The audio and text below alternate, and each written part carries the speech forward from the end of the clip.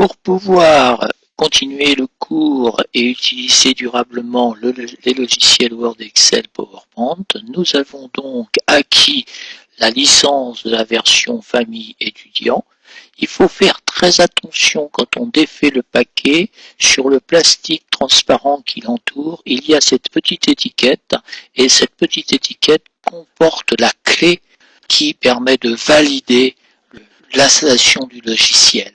Faites attention de ne pas perdre cette étiquette, elle vaut le prix de la licence. On fait comme d'habitude, on ouvre le tiroir de l'ordinateur, on le retire, on va prendre le CD qui est dans l'emballage et on le pose dans le tiroir, on clique sur l'axe et on repousse le tiroir. Voilà, ça clignote.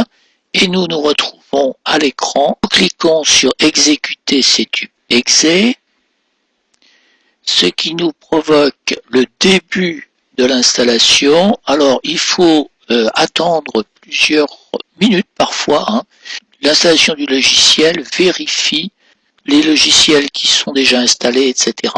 Et puis à ce moment-là, il nous demande la clé, de taper la clé qui est justement sur cette étiquette dont on parlait tout de suite.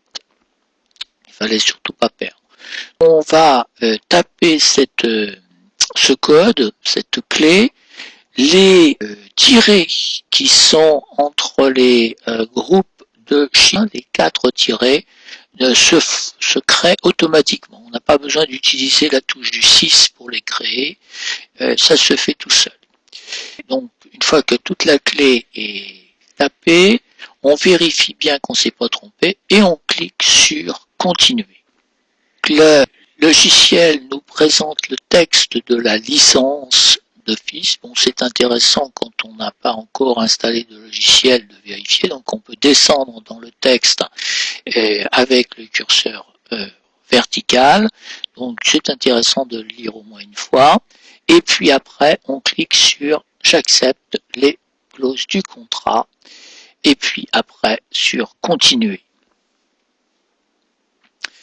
Nous nous trouvons sur 2 possibilités d'installation. Le bouton donc « Installer maintenant » correspond à une installation standard qui est peut-être la plus simple à faire, mais qui n'est pas la plus efficace dans la mesure où régulièrement l'ordinateur demandera qu'on remette le disque d'installation dans l'ordinateur quand on s'en sert. Donc c'est gênant.